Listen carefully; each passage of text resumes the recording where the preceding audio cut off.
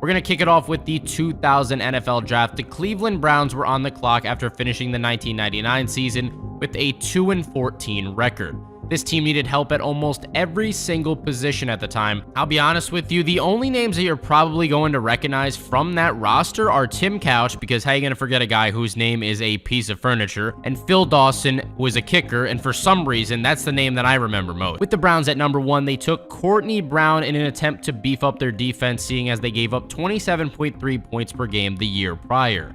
Coming out of Penn State, he had all the abilities that scouts usually look for. He was pretty quick for a defensive end, had the size standing in at 6 feet 4 inches tall and 285 pounds, and showed throughout his college career that he could perform well, being named as the Big Ten Defensive Player of the Year in the 1999 season, along with being a consensus All-American. He did start off looking very promising though during his rookie season, but after that, things began to decline quickly for him. For some reason, Brown just couldn't stay healthy. Starting in his second season, knee and ankle injuries began to take a toll on him and his performance. Sometimes things like that just happen in the NFL. You're playing one of the most physically demanding sports in the world every single week. Some players just get hurt way more than others, which is unfortunate. From 2002 to 2004, Brown was only able to get on the field for 26 total games and recorded just 8 sacks during that time. Once it was clear that he was not going to be able to get healthy enough, the Browns decided to cut their losses and release him. During the 2005 offseason, Brown decided to sign with the Broncos, where he didn't perform up to their standards either, and he was cut after the season was over, ultimately ending his NFL career. Since retirement, Brown has certainly not spent much time in the spotlight, as it was very hard for me to figure out what he's actually been up to these days. I did see something that said he has been doing missionary work in the Dominican Republic, but I can't confirm 100% if that's true or not, since he doesn't have any social media. Now, 2001 was quite a different story. This was a complete roller coaster ride of a draft pick. The Falcons needed a piece that could turn around this entire franchise, so what better choice than a quarterback? They had 3 quarterbacks on their roster during the 2000 season: Chris Chandler, Danny Cannell, and Doug Johnson.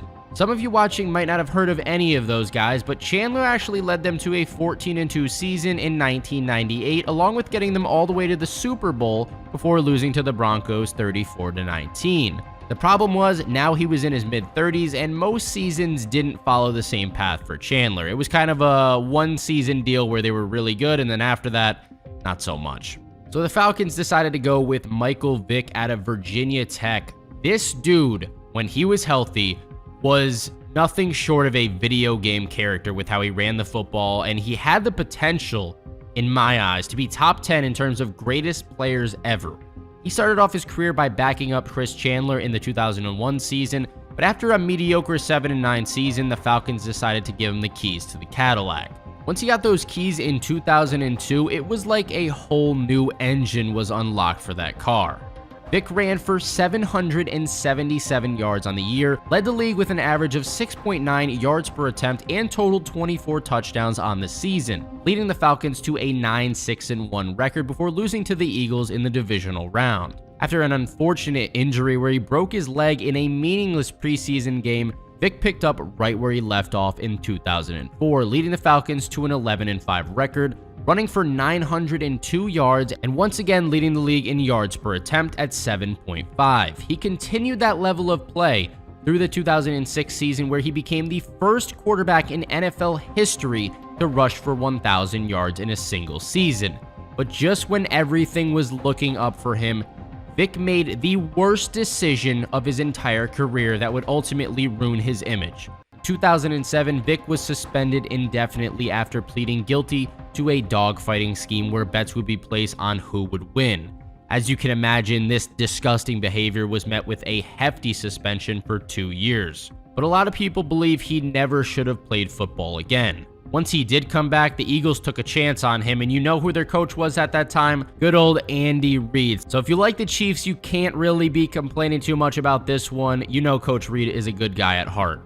Vick did end up somewhat reviving his career in Philly for just 2 seasons in 2010 and 2011, even being selected to the Pro Bowl in 2010, along with winning the Comeback Player of the Year award. Once his time with the Eagles was over, though, his career was pretty much over. In 2014, he ended up on the Jets, not doing too much with them, and then on the Steelers in 2015, only playing in 5 games because Ben Roethlisberger was injured during that time. Honestly, things could have gone a lot differently for Vick if he'd never got involved in that whole dogfighting mess, but bad decisions like that are going to come back to haunt you in ways that you could never imagine. At the end of his career, Vick had 4 Pro Bowl appearances to his name. Since stepping back from football in 2016, Vick has done many different activities. Most notably, he has been doing commentary work for Fox Sports as an NFL analyst. Now, of course, every NFL player has to follow a strict diet to stay in the best shape they possibly can, or at least they're supposed to. A lot of them have nutritionists or dietitians to keep them on the right path, but for me and you,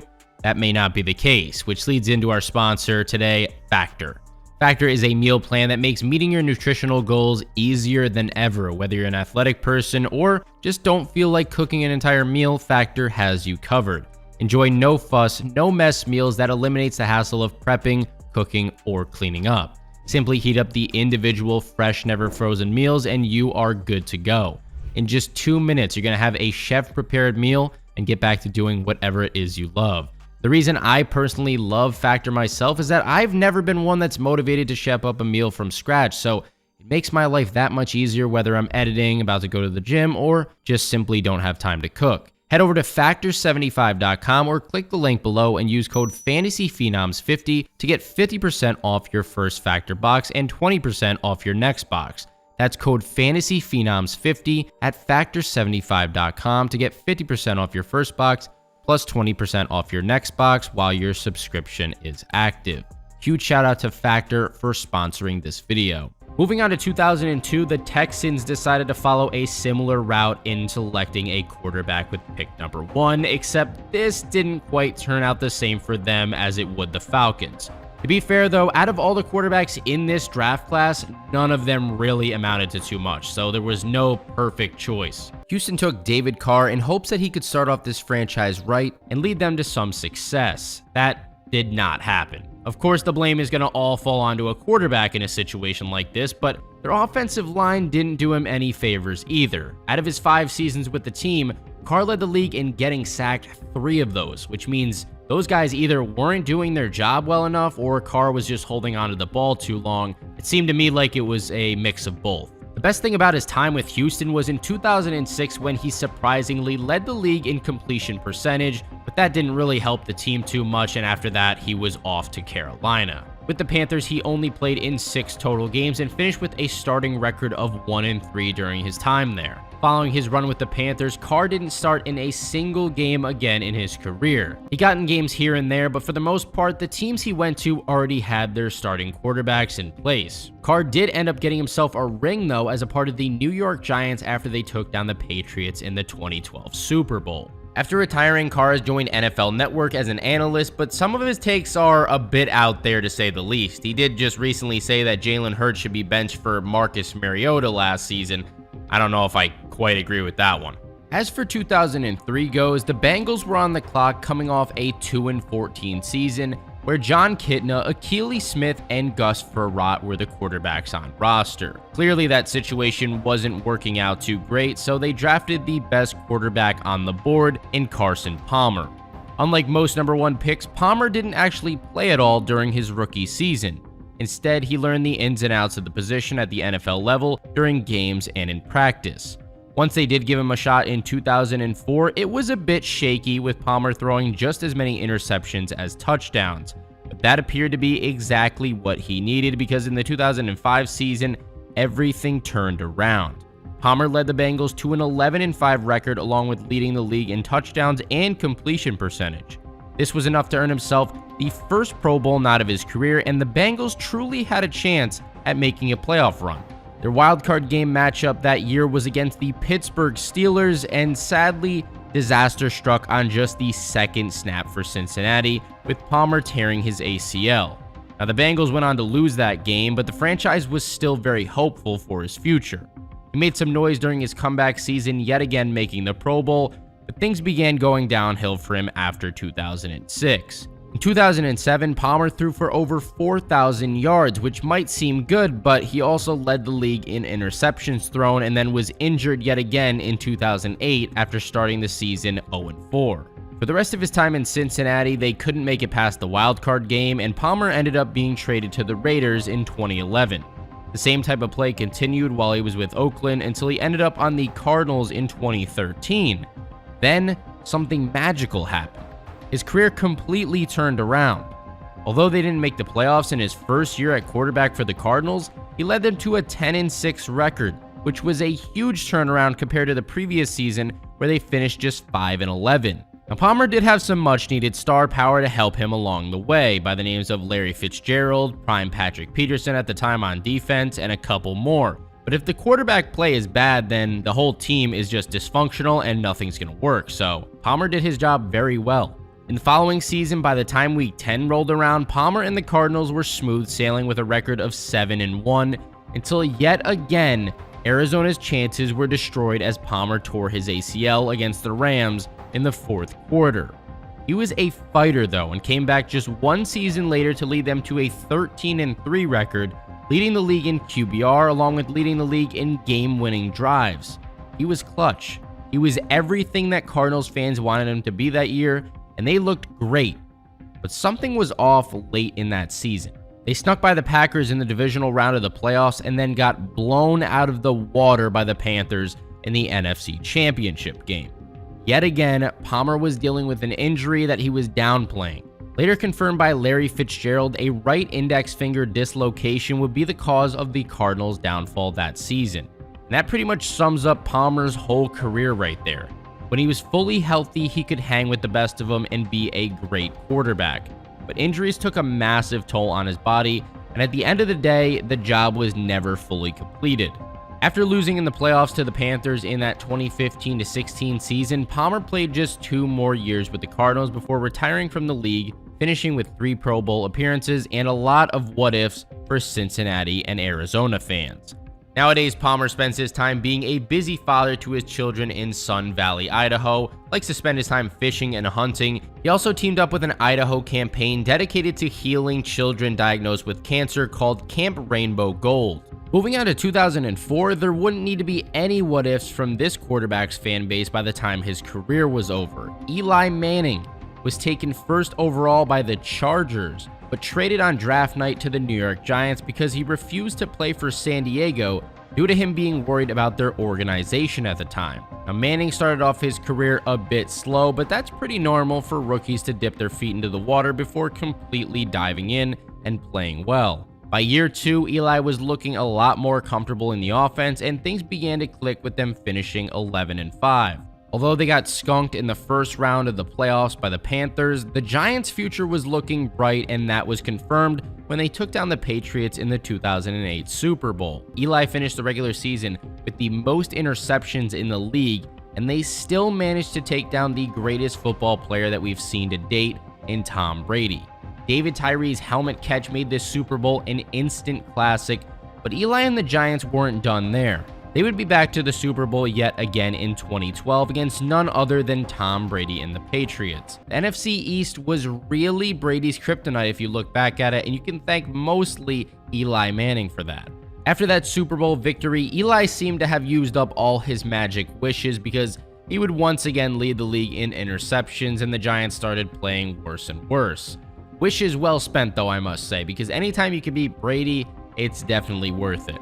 Manning made one more Pro Bowl in the 2015 season before calling it a career in 2020. I have to say, sometimes Eli would look goofy, he would make decisions here and there where all you could really do was just shake your head, but at the end of the day, Eli did exactly what the Giants needed him to do.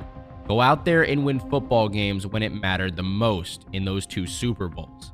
Eli will always be known as a Giants legend, and I want to know your opinions in the comments section below. Do you think that he did enough to become a Hall of Famer?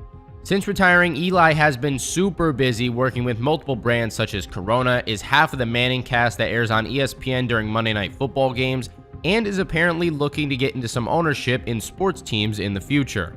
2005 was yet another wild up and down journey, and your captain of this trip went by the name of Alex Smith. He was selected number 1 overall by the San Francisco 49ers, and his career got off to an atrocious start. 1 touchdown thrown and 11 interceptions for Smith in his rookie season had to leave fans wondering how in the hell they picked this guy. Was Smith a bad pick, or what exactly was happening here? Now, I know I said rookies usually struggle, but not that badly. After that start, people began questioning if he was going to actually last in the NFL, and if he did, would it be for that long? He did, however, come back with a better performance in his second season, but it was still clear that he wasn't playing at the level that the Niners needed him to. The following season, Smith would run into his first physical obstacle of many, separating his AC joint in his shoulder and being shut down after playing in just 7 games. He would then break a bone in the same shoulder before the next year began, causing him to miss all of the 2008 season as well. Once he did return, Smith actually played much better. Even though he dealt with some more injuries along the way, when he was on the field, things were going well for the team. His best year with the Niners came in 2011, where they finished 13-3 before losing to the Giants in the NFC Championship game. After yet another season of him suffering an injury in 2012, the 49ers traded Smith to the Chiefs. This paired him up with Andy Reid, and it was also where Smith played his best overall football. The greatest part about this whole experience for him in Kansas City was that he was finally fully healthy. He led the Chiefs to a positive record every single season with the team, even making 3 Pro Bowl appearances. But sadly, they just couldn't get the job done when it mattered most in the playoffs. Following the 2017 season, Smith was shipped off to the Redskins, where he faced the biggest challenge imaginable. In a game against the Houston Texans on November 18th, he was tackled by Kareem Jackson and J.J. Watt in the backfield. What at first seemed like a normal sack turned into the biggest battle of Smith's career. He had broken his tibia and fibula during that play. This injury was much more than meets the eye. Even though it was absolutely disgusting to look at, Smith had to go through 17 different surgeries. His leg at one point turned black, and he was diagnosed with a flesh-eating disease called necrotizing fasciitis. And just when it seemed like all hope was completely lost, like Alex Smith would never play professional football again, the unthinkable happened. He fought and eventually returned to the league in the 2020 season, winning the Comeback Player of the Year award and finishing off his career on a positive note as an absolute warrior. Hats off to Alex Smith for being one of the strongest and most dedicated athletes that I personally have ever seen. After concluding his NFL career, Smith joined ESPN as an NFL analyst for SportsCenter and Monday Night Countdown, and this poor guy had to deal with his daughter having a brain tumor that took multiple surgeries to be removed. Now, for 2006, we had our second defender taken at number 1, and it would be by the Houston Texans. They decided to go with defensive end Mario Williams out of NC State. He was extremely strong, fast for his position, and of course, had a knack for getting pressure on the quarterback. There was a big debate on whether Reggie Bush should have actually went number 1 overall, but at the end of the day, the Texans decided not to go with him due to quote-unquote character issues. Williams still turned out great for Houston, though. In just his second season, he had an outstanding year, blowing every other Texans defender out of the water in terms of sacks on that season, and even scoring 1/3 of the team's total defensive touchdowns. He followed that up with 2 straight Pro Bowl seasons before Williams began to miss some time. After getting hurt in 2011 and being placed on injured reserve, Mario became a free agent during the offseason. Once all the dust had settled, Williams ended up on the Buffalo Bills, where he would continue to play at a dominant level. Even though he made 2 more Pro Bowls during his time with Buffalo, they never did have what it took to make a good run. In fact, the Bills never even made the playoffs while Williams was a part of that roster, which sucked to see. After the 2015 season was over, he was a free agent once again and surprisingly made his way onto the Dolphins, who are one of the Bills' division rivals. Williams signed a 2-year contract with them in the offseason, but would only play one of those out before being released and retiring from the NFL. Since retiring, Williams has just been really focused on spending more time with his children. There was one incident in 2019 where Williams apparently broke into his ex's house and was arrested for that, but she later stated that she wanted those charges to be dropped, and he was ultimately hit with a misdemeanor. 2007 was a unique case. This was one of the biggest busts in NFL history. JaMarcus Russell was taken first overall. He was a beast in college at LSU, had abilities that you simply just couldn't teach as a coach. Scouts loved his arm strength and size at the quarterback position, but unfortunately the Raiders had the #1 pick, who around the time just kept making the wrong decisions. Raiders owner at the time, Al Davis, insisted that they draft Russell and that he would be a savior to that franchise, while on the other hand, the head coach at the time, Lane Kiffin, wanted them to draft future Hall of Fame wide receiver Calvin Johnson. Hindsight is 2020, and Megatron at the end of the day was a much better pick. Russell immediately started off his career on a sour note, holding out all of training camp and into the first week of the season because he wanted a better rookie contract. Even though Russell and the Raiders did finally come to a deal, he still only entered into 4 games during his rookie season and didn't play too great. As we talked about a lot in this video though, a lot of the times rookies are going to struggle and then bounce back during their second season. This was sort of the case with Russell, as he played a bit better, but not too great, finishing the 2008 season with 2,423 yards, 13 touchdowns, and 8 interceptions. The really off-putting stat was his 12 fumbles on the season. We got to hold on to that football out there. But the fumbles would become the least of the Raiders' problems with Russell starting in 2009. JaMarcus's uncle and father figure ended up passing away from heart disease in April, and then in July, another one of his uncles passed from a heart attack, which really caused him to spiral out of control. By the beginning of the season, all that grieving in the offseason caused Russell to weigh in at 305 pounds, and he was clearly not ready to play football both mentally and physically. This showed when he finished the 2009 season with a starting record of 2-7, throwing for just 3 touchdowns and 11 interceptions. Oakland by that point had enough of Russell, and he was released in the offseason. That would end up being the last time anybody saw JaMarcus Russell play in the NFL.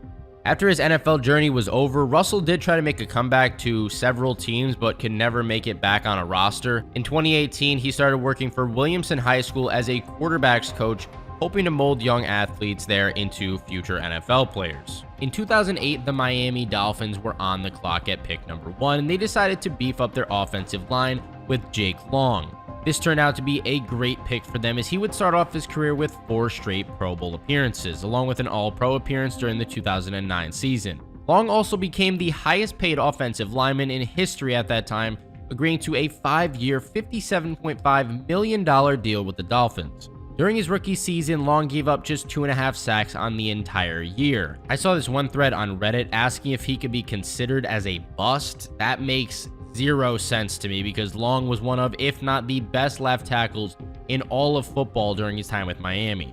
Now, after his time with the Dolphins was over, that argument might make a little more sense because he was injured so much, but I don't really think you can put that blame all on him. I do wish I could talk about Long for longer, but offensive linemen's jobs aren't too flashy. Go out there and stop the defender from getting to your quarterback, which is exactly what he did. He did his job very well when he was healthy.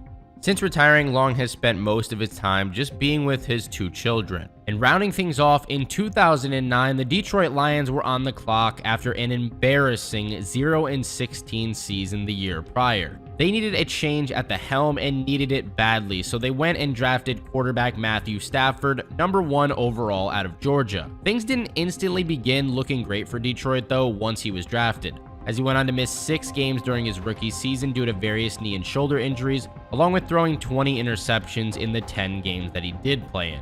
Then once again in 2010, he hurt his shoulder, which ultimately ended his season after playing in just 3 total games. Stafford did not give up though, as he went on to win the Comeback Player of the Year award in 2011 and led the Lions to a much improved record of 10-6, along with throwing for over 5,000 yards that season. Detroit was leaning heavily on Stafford to turn this franchise around, probably more than any other team in the NFL, since he consistently finished towards the league lead in attempts per game. Although his time in Detroit didn't lead to any playoff success for the Lions, Stafford and Calvin Johnson saved this team from being a complete disgrace in the early 2010s. In 2014, Stafford made his first Pro Bowl and led the league in game-winning drives and fourth-quarter comebacks. Another thing I noticed when taking a look back at the stats is that in 2016, Stafford led the Lions to a 9-7 record, and you might be thinking, okay, that's pretty mediocre. But the amazing part is that 8 of those games were won on game-winning drives led by Stafford. That's pretty remarkable. This man was clutch and heavily underrated due to their lack of playoff success and overall pieces around him. It wasn't until 2021 where Stafford finally found himself on a team that had a real shot of winning it all, the Los Angeles Rams. He was teamed up with players like Aaron Donald, Jalen Ramsey, and they even went out and got Von Miller at the trade deadline to make this defense an absolute powerhouse and make that push for a title. Cooper Kupp emerged as one of the best receivers in the NFL that year due to his connection with Stafford on the offensive end. Multiple sources had the Rams finishing below 5 wins for the entire season, but Stafford just keeps proving the haters wrong. We covered the 2000s draft picks. Now I think it's time to head to the 2010s and see what those number 1 picks had to offer. But we aren't stopping there. We're also going to cover the 2020s, so might as well get started. 2010, the Rams had the first pick, and this team was absolutely trash for the 3 previous seasons. 2009, they finished 1-15. 2008, 2-14. 2007, 3-13. Somebody needed to save this team for these poor St. Louis fans. Please. What better position to do that than a brand new quarterback? I mean, they didn't really have a choice though, since Mark Bulger was 32 and that 1-15 season they just had would be his last in the league. Sam Bradford was the best available quarterback at the time, and that's who the Rams decided to go with. Bradford looked great in college, but his time at Oklahoma still left a lot of question marks for scouts. It wasn't due to anything he was doing wrong necessarily, but his offensive line was so good in college that Bradford was rarely ever pressured, so nobody knew if he was good at throwing on the run or would struggle making decisions quickly if his offensive line collapsed in the NFL. Still, there was a ton of upside to be had there, and his accuracy was elite at the time. In his first year, you could definitely see the potential that he was showing, throwing for over 3,500 yards and 18 touchdowns. There was a little issue throwing 15 interceptions, but overall a great season, winning Offensive Rookie of the Year and turning the Rams team around, leading them to a bit more respectable 7-9 record in comparison to previous seasons. If we're being totally honest here, I do think the Rams kind of ruined Bradford during his time there, especially after year number 1. They didn't have good protection for him at all. Their receivers were terrible, and the only real good player that was on that offense was Steven Jackson. Combine that with Bradford's ACL tear in week 7 of the 2013 season, it was a recipe for him to leave St. Louis for good. In 2015, Bradford ended up on the Eagles, and while he had one of his best seasons yet, the team only finished 7-9, and you know how Philly fans can get, okay? Any more than 6 losses, forget about it. Pack your bags, you're canned from the team. Also, the Eagles went out and drafted Carson Wentz in 2016, so, there was really no place for him on that team after that year. The next year, he found himself in Minnesota, and this turned out to be his best season yet, finishing the year leading the league in completion percentage along with having a 4-to-1 touchdown to interception ratio. Unfortunately, once again, his efforts did not lead to a winning season, and after numerous injuries during the 2017 season, his time with the Vikings came to an end. Bradford finished off his career with the Cardinals after starting off the 2018 season 0-3. After retiring from football, he has been very focused on just being a great dad to his 3 children, along with being inducted into the American Indian Athletic Hall of Fame, which celebrates his Cherokee heritage and contributions to sports. Moving on to the 2011 draft class, this year was stacked, I must say.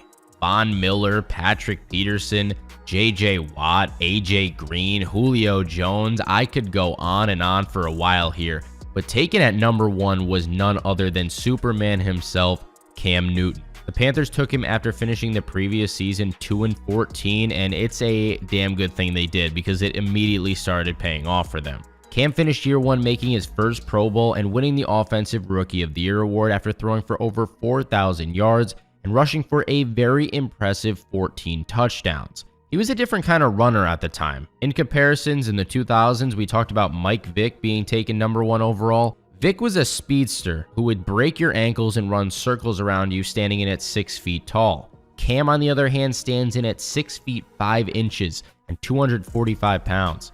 This is a guy that will just straight up run you over if he really wants to. Not to mention how he would constantly jump over the goal line, which was almost impossible to stop. Now, 2013 was the first time that Cam led the Panthers to a positive record at 12-4. This was also his second Pro Bowl appearance. Even though they lost in the divisional round to the 49ers, Carolina definitely had a lot of hope that their star player could eventually take them further on down the line. That's exactly what happened in 2015 when the Panthers finished that season with an incredible 15-1 record. Newton threw for a career-high 35 touchdowns and added 10 more on the ground, leading to him making his third Pro Bowl appearance, winning the MVP award, being named the Offensive Player of the Year, and making his lone All-Pro appearance. In the divisional round of those playoffs, they made it by the Seahawks even though the offense fell completely flat in the second half, cruised by the Cardinals in the NFC Championship round, and then lost the famous Super Bowl to Peyton Manning right before he retired. Cam later came out in interviews and podcasts saying that he really just wanted the season to be over at that point, and you could clearly tell. He caused the Panthers 3 turnovers in that game, the most costly one coming on a fumble which most of America thinks he could have jumped on. Instead, he decided to just look at it, and the Broncos ended up recovering it and eventually winning that game. Now, that season was the peak of Cam Newton's career right there. After that, the Panthers could never replicate that same level of success or even really come close to it again. They did make the playoffs once more in 2017, but lost in the first round to the Saints after trailing virtually the entire game. After hurting his foot and missing nearly all of the 2019 season, Newton became a free agent and signed with the Patriots since they needed a replacement in the absence of Tom Brady. He played pretty well, rushing for 12 touchdowns, and it looked like he might just stick around for a while in New England, but Belichick and the Patriots decided to draft Mac Jones instead, and once the season was about to begin, they went with him. Cam then returned to the Panthers for one more season, finishing with a starting record of 0-5, and that was the last time that he's played in the NFL. Since then, Cam has been very busy off the field, appearing on numerous different podcasts, working on creating his own clothing line, working on his own book, and much more. Let's move to 2012 now, one of the most shocking careers that the NFL has seen in quite some time. The Colts were on the clock at number 1 and desperately were in need of a quarterback after Peyton Manning signed with the Broncos. They decided to go with Andrew Luck out of Stanford, who immediately turned this team around in just his first season. He led them to an 11-5 record, led the league in game-winning drives with 7, made his first Pro Bowl appearance, and finished the year just behind RG3 for Offensive Rookie of the Year. Luck was looking like a savior, especially if you compare that to the previous year where they finished 2-14. They lost in the first round of those 2012 playoffs, but the Colts had their new franchise quarterback, it seemed like. For the next 2 years, Luck turned it up even more, leading the Colts to 2 playoff appearances, making 2 more Pro Bowls, and even leading the league in touchdowns thrown at 40 in the 2014 season. His main problem in the playoffs was a, half-decent quarterback by the name of Tom Brady. Luck and the Colts just couldn't beat him and the Patriots.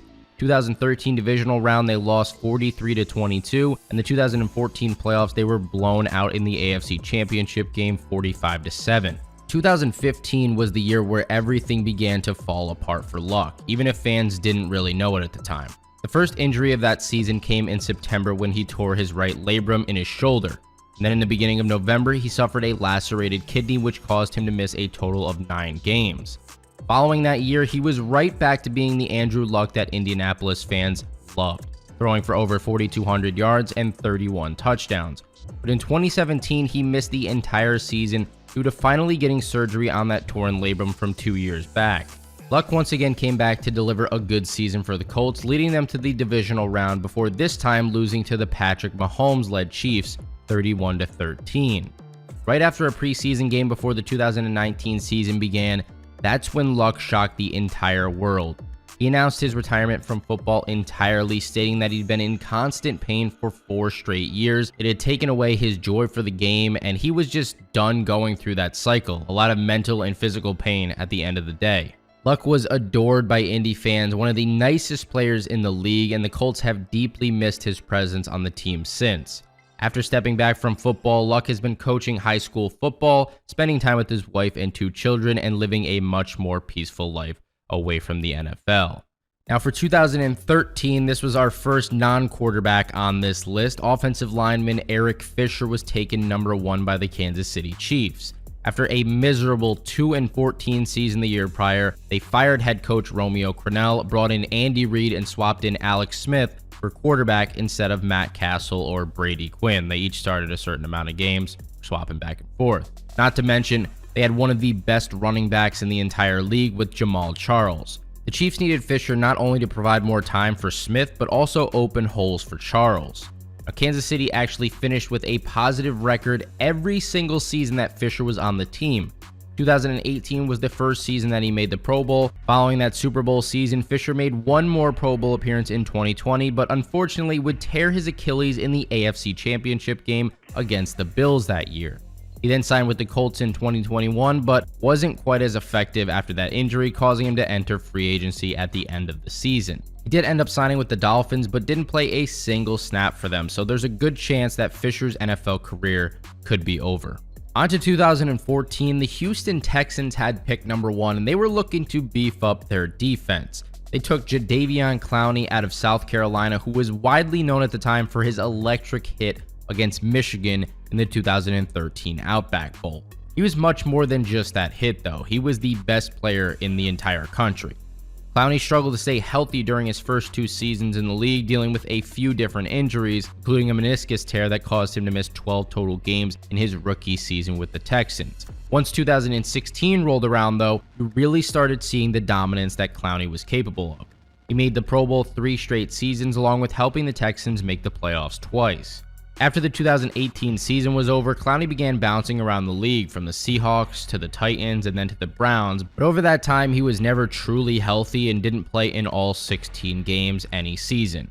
Most recently, he was a part of the Ravens team, who just made it to the AFC Championship game before losing to the Chiefs. Clowney played a huge role in them getting that far, though, and that defense being so deadly, as he finished the season tied for a career high in sacks at 9.5. Moving to 2015 now, crab leg stealing Jameis Winston was taken first overall by the Bucs following their 2-14 season.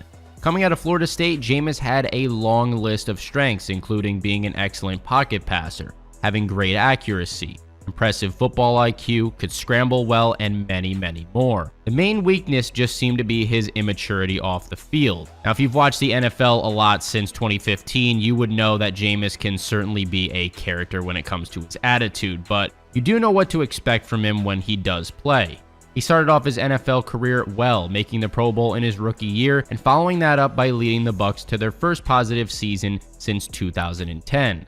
Just when things seemed to be going well, they turned around and started going in the opposite direction. During the 2017 and 18 seasons, Winston dealt with multiple injuries, and when he was on the field, the team was just not winning games, finishing those seasons with a combined record of 6-16. Once 2019 rolled around, Jameis threw for a mind-boggling 5,109 yards along with 33 touchdowns. Now, you would think, holy shit, this guy's insane, right? MVP type season right here.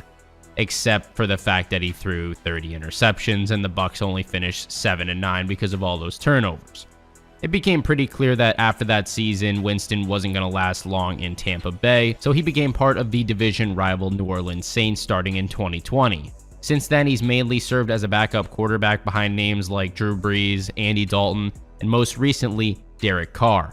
2016, yet another quarterback went first. Jared Goff was taken by the Rams, the first season that they switched from St. Louis to Los Angeles, and that season was a complete disaster for him. His starting record was 0-7, throwing more interceptions than touchdowns and leaving the organization with more questions than answers. Goff gave them those answers, though, starting in year 2, leading them to an 11-5 record and making his first Pro Bowl appearance after having a 4-1 touchdown to interception ratio. The Rams would end up losing in the wildcard game that season, but would be right back in the playoffs in 2018 looking for more. On the back of another Jared Goff Pro Bowl season, the Rams made it all the way to the Super Bowl against the Tom Brady-led Patriots. This game was a straight-up defensive battle. 16 total points scored, 0 touchdowns thrown by either quarterback. This was a casual fan's worst nightmare. And the Super Bowl is the most casually watched NFL game all season long, so you can probably imagine people hated this game. Brady, of course, won yet another title, and all the Rams had to show for their amazing run was 3 points in the biggest game of the entire year. Now, Goff kept playing well for the next 2 seasons, but the Rams wanted to win, and they wanted it now, so they didn't feel like Goff was the right guy to do that with. They sent him to Detroit and replaced him with Matthew Stafford, and as we know now, that would be the right choice for them, as Los Angeles then won the Super Bowl that same year. But Goff's time in Detroit started the exact opposite. Very bad. 3-10-1 was his starting record that first year, but since then, that organization has had hope like never before. Players are stepping up huge like Amon-Ra St. Brown. The duo of David Montgomery and Jahmyr Gibbs have brought new life to that backfield, and the Lions are hoping to cash in on a Super Bowl run within the next couple of years. They came super close this past season and should have honestly made it to face the Chiefs.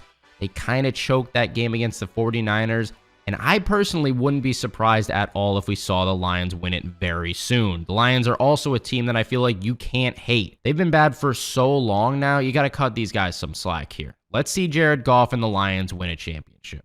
Let's head to 2017, where a defensive end by the name of Myles Garrett would be selected by the Cleveland Browns. They needed a ton of help on both sides of the ball, and they were coming off a season where they gave up the third most amount of points in the league. So far into his career, Garrett has been a phenomenal pick. His rookie season started late due to an ankle injury, but since then, he has been a complete monster, making 5 Pro Bowl appearances already, 3 first-team All-Pro appearances, and is coming off his best season yet in 2023. Since 2018, Garrett had 10 or more sacks every season, and the only reason he didn't have a 6th Pro Bowl appearance is because he was suspended in 2019 for 6 games for bashing Mason Rudolph with his helmet. Like we just mentioned, he had 10 sacks, still missing 6 games that year, which is unreal. The past season, he just won his first Defensive Player of the Year award. They're hoping to definitely pick up right where they left off next season, with Garrett once again leading that defense. As for 2018, those same Browns were on the clock looking for a quarterback after 3 straight disastrous seasons. They took my brother Baker Mayfield. People say I look like him all the time, except there's one difference. He's out here leading an NFL team to the playoffs while I'm over here making videos. So if you want to send me some money, Baker, to your family, it would be much appreciated. But during his college days at Oklahoma, there were mixed opinions about him. Some scouts thought he was a fierce leader who had the toughness needed to make it in the league, while others thought he was too cocky and needed to get his act in check. That toughness is exactly what the Browns needed, though. A player who would put everything on the line to win games. And that's exactly what Baker did.